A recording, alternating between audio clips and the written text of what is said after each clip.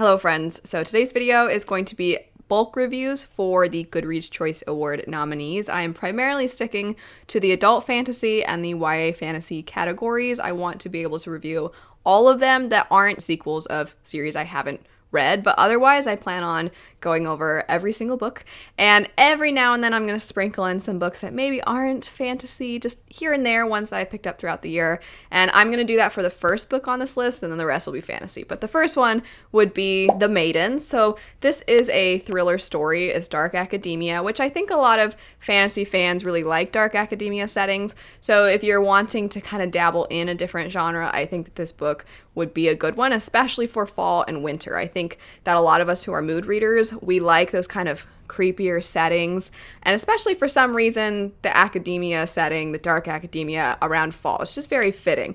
And this particular one follows a woman who, she was a therapist and her husband passed away, so she's still a therapist, and she's trying to process everything that happened and grieve her husband, but at the same time, she's still trying to be there for her patients. You see pretty quickly she's not balancing things particularly well, and she sort of becomes obsessed when her niece, who she raised as almost like her daughter after she lost her sister and her sister's husband, she discovers that her niece, one of her niece's friends, was killed, and it was seen pretty brutally on their school's campus. It's a college campus, and she believes that one of the professors is responsible. It's one of those situations where it does seem like it's a possibility that it's him, and you can't tell if it's just really obviously him and all of the clues are toward him, or if it's not him and it just seems like they're wanting you to think it's him. You see various other different people pop up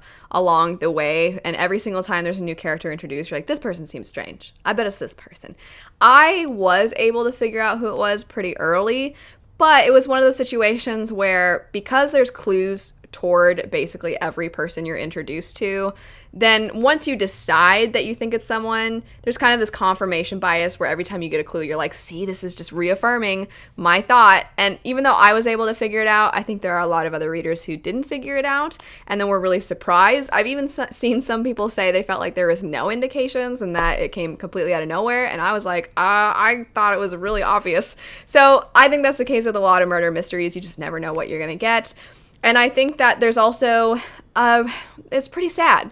There's some sad aspects of this story that are really tragic and kind of shows the way that some people can fall through the cracks and you never realize that they're hurting. But one additional aspect to this story that I think really dives into the dark academia setting is that the professor, who our main character thinks is responsible for the murder, more murders start to happen, and they're always done in a very strange way that pulls from mythology, and that's kind of this professor's area of expertise. The reason the book is called The Maidens is there's a group of female students who are obsessed with this professor, and they have their own little club, and so she thinks, our main character, that the professor is taking advantage of these girls. It's a very kind of uncomfortable read, but if you're looking for something that's dark, edge of your seat, constantly keeps you guessing, this book will fly by. And also I buddy read it with my mom because she likes thrillers, and it was actually really fun to buddy read it together. Next up we have The Wolf and the Woodsman, so now diving into some fantasy. This story to me followed a lot of really similar story beats to the book Uprooted by Naomi Novik, and has kind of a similar feel even though the premise is very different.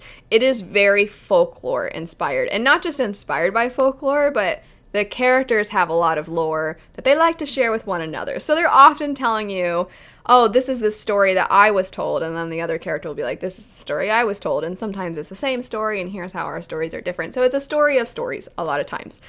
But we follow a main character who has feared a group of men called the Woodsman her whole life. Her mother was taken by the Woodsman. She's considered a pagan. Her village is considered to be filled with pagans, and these Woodsmen take a woman who is a seer and has the ability to have visions.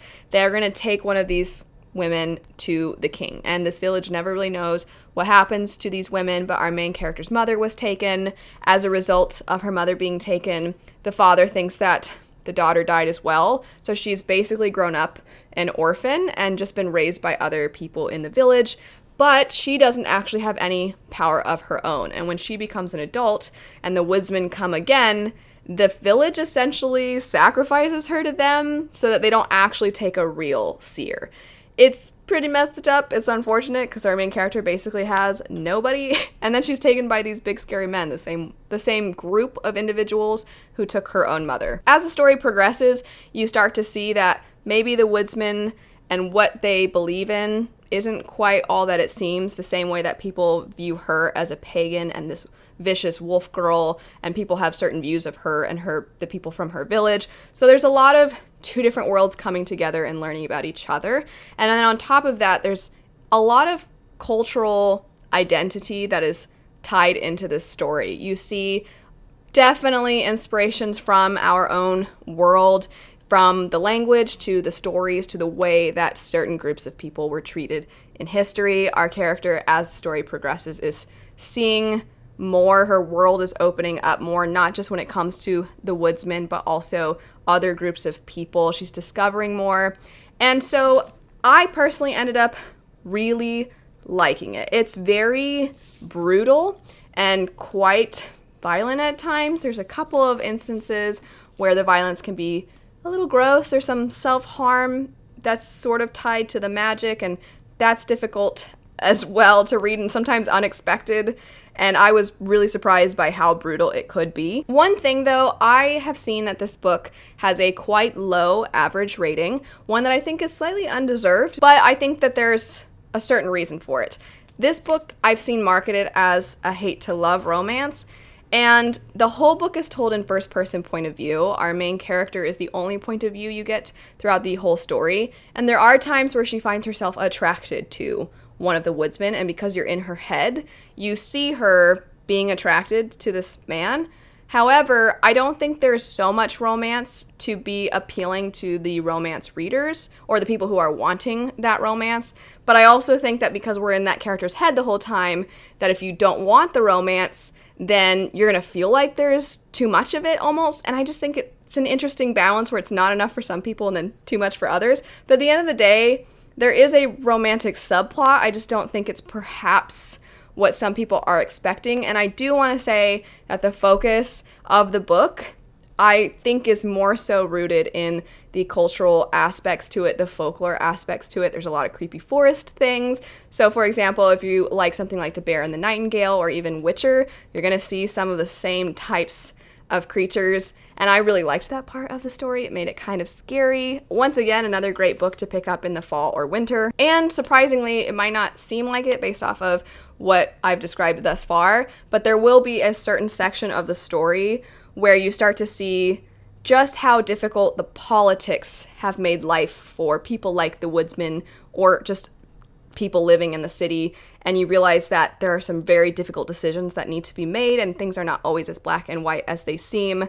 So I just thought there was a lot of depth to this story, but you almost have to take your time with it to really appreciate, I think, all of those different aspects. Jumping to another book with the word wolf in the title, we have For the Wolf. Between The Wolf and the Woodsman and this one, if you are looking for romance, pick this one up. And if you're looking for something that's a little easier to get into or maybe leans a little bit closer to young adult, new adult, this is the one that you're going to want to go for. This one's a little bit more of a fun time. It's not as brutal and disgusting as the other one, but either way, it is a fairy tale retelling. It seems very much, I've said it every single time I bring it up, like it's going to be a Little Red Riding Hood story, because you follow a girl named Red. That's her nickname. Her full name is Rhaenyra. She is the second daughter. And so on the back, it says the first daughter is for the throne. The second daughter is for the wolf. So whenever there are two daughters, one of them will be sacrificed to this mysterious person in the woods that they call the wolf. And this person, there seems to be some kind of pact with them that they will keep the people of this country safe from the horrors of the forest. And you don't really even know what that means. You just think that he's keeping them protected so long as he is given the second daughter. And it sounds exactly like Uprooted. I know I mentioned Uprooted when I talked about The Wolf and the Woodsman. This plot sounds exactly like Uprooted, and it's not like Uprooted, I promise. So if you really loved Uprooted, this is not going to be what... it's not that. And then if you didn't like Uprooted, you might end up liking this. But either way, you can see why, and also just the look of the cover, you can see why this one would seem like a Little Red Riding Hood dark retelling, because she's being given to the wolf. Her name's Red. But perhaps in that sense, it's inspired by Little Red Riding Hood, but in every other way, it is essentially a Beauty and the Beast retelling. You have this person who is beast-like in that his reputation has made people believe he's this monster, and there's, of course, more than meets the eye when our character ends up having to live with this man. There's even a mirror that our character can look through at one point to see someone she cares about, which is Beauty and the Beast all the way. But our main character is discovering more about this forest and realizing just how dire their circumstances are. And so she's now feeling like it's her responsibility to do everything she can to help the people that she had to leave behind, while also trying to help this person, the wolf, who has been trying to do everything on his own and has had to have this burden on his shoulders alone basically his whole life. There's a couple other side characters that are introduced that I think are a lot of fun and really interesting, but I really like that we get these sort of interludes throughout where you go back to our main character's sister and you're seeing this character wanting to do everything she can to get Red back, but some of what she's doing back in the queendom is not really maybe best for what's going on in the forest. And so it creates this extra level of suspense because while one character is trying to do something, the other's trying to do something, and you're like, no, wait, don't do that though. But there's no way for them to communicate. So you're just like, oh, you're both trying to do your best, but I don't know if this is going to work out. And I actually ended up really liking it. Again, I think it leans a little on the younger side, and it does have quite a bit of romance to it. It is the first in a series, so there will be a sequel, but I thought it was quite a good time. And to say for a third time, a good fall and winter book. Very much switching gears here, but I would say jumping back to a book that is very brutal would be She Who Became the Sun. I recently read this one and I was surprised how much I liked it, so I thought I was gonna love it. And then I jumped into it, and the beginning, we just follow one character. We're seeing them grow up. We see them trying to attain their fate that they feel they are destined for, except for it's not actually their fate, it was their late brother's fate, but they are trying to take their brother's place and claim that destiny for themselves. And so you see them growing up, and then there's a shift in the story where suddenly you're getting several points of view, and you're getting all these other people, and then all of a sudden it feels almost daunting because there's so much going on and there's so many tiny little intricacies that for a little bit you feel like you were thrown into the deep end of the pool. You feel like you need a life vest, you need something to help you stay afloat. There's all these military tactics they are discussing, and this person hates this person, and this person's actually scheming against this person. And you have to really take your time to try to pick up on all of the subtleties. But I do think that if you have the time and the patience to do so, it's very rewarding. I think that the characters are extremely fascinating, but also cutthroat. They are doing whatever they have to achieve their goals. And the one character that we follow at the beginning, you do see them when we get to that second portion of the book where we have other characters. This character really wants their destiny. They want the things that they feel they are meant for. And then you follow another character who similarly is trying to attain their destiny, but their destiny is actually kind of heartbreaking. And in some ways, the further along they get in that pursuit, the more miserable they become. Two things that I think are important to note. One, this is barely fantasy. In fact, I could see this eventually being shelved as historical fiction or just fiction in general. And I think that the writing style I think that it fits because it does feel slightly more literary, so it's not going to be maybe as fun and good of a time as something like For the Wolf. But again, I do think it is very compelling, and I think that it feels very rewarding as you're getting to see these characters unfold and you see things that you're like, oh, I don't know if I want you to keep doing that, but at the same time, you're so interesting to follow, which leads me into my second point, which is these characters are not good people. If you want your classic good guy, or even maybe just slightly morally gray characters, I would say this is not the book for you. This book kind of shows what it takes for somebody to attain power and to push everybody out of the way who gets in their way, even if those people don't seem like they deserve to be harmed. So they're going to do whatever they have to do. If you don't like reading about those kinds of characters, this is probably not the book for you. I will say If you've read Prince of Thorns, it is not quite to that degree of villainous, but I still think that these characters do things that are pretty unforgivable. But it's not so much a story for you to root for characters, it's more for you to observe them. Next up, we have the Gilded ones. This came out quite closer to the beginning of the year, but we follow a society where they very much want the girls to be pure, and they are able to decide if that is true of a girl based off of her blood. Our main character is very concerned that when she is going to be tested, that she won't pass, not because she's ever done anything bad, but because she's already faced so much adversity in her life. There's just this feeling, and when the day comes, things don't go well, but they don't go wrong in the way that anybody probably could have ever expected. Things are much worse, and some really awful things happen. It's actually very violent and difficult to read, especially for a young adult book.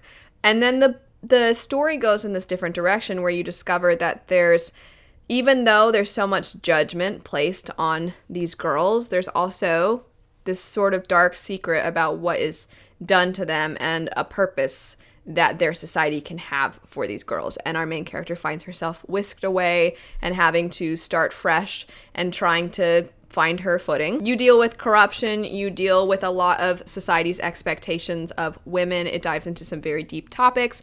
I do think that the ending was not my favorite. It ended up making me feel like some aspects of the story could have been different earlier on.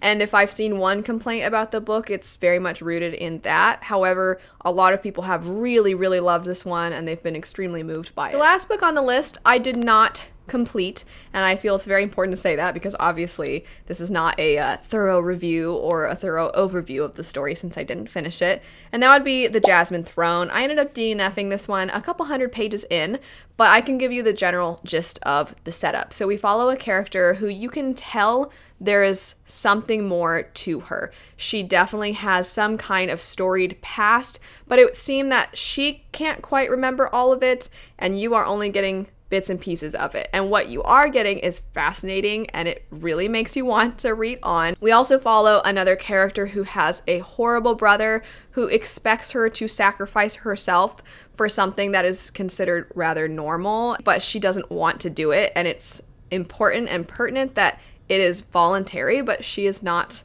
voluntarily sacrificing herself. And so her brother is trying to make her life as miserable as possible so that she chooses this fate for herself. And you see these two characters sort of their lives intertwined. And it didn't really work for me is because while I typically like being in the dark because I like the discovery aspect of stories like this one, there was so much to the magic, there's so much to our character's past, there's so much to her relationships to other characters that I just wish I had a little bit more information so that the really hard-hitting moments would have hit harder, but instead I always felt like I was playing catch-up. It's not a book that I've written off entirely and would never give another chance or anything like that, and I'm definitely not encouraging you to, I don't want you to be dissuaded.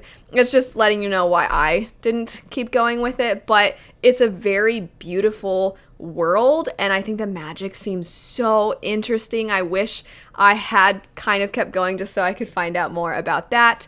And I have seen this one marketed at the forefront of the marketing is the sapphic romance, and from the chunk I read, I would say it's not nearly as big of a portion of the book as maybe was presented in the marketing. So I think that's maybe hopefully a helpful thing to know going in if you're expecting this to be this amazing romance. I think there's way more to the world and the intricacies of everything and the discovery of everything than there is this tension and romantic plot with the characters. I will be continuing to do these videos for the Goodreads nominees. Again, just a reminder that it's primarily going to be the adult fantasy and the YA fantasy. I had been doing some wrap-up style videos for new releases this year, so these first couple of Goodreads videos that I do, there might be some overlap, but then moving forward into the other ones that I do, maybe even parts 3, 4, and 5, if I get to do that many, are probably going to be books that I haven't yet talked about. If I do any more videos about new releases, I'm going to stick to ones that aren't nominees and keep them separate. Let me know your thoughts on the books mentioned. Let me know your thoughts on some of the other books that are nominated. Let me know your thoughts on some of the books that you feel should have made it that didn't. But anyway, thanks so much for watching. I hope you have a lovely rest of your day, and I'll see you all later. Bye.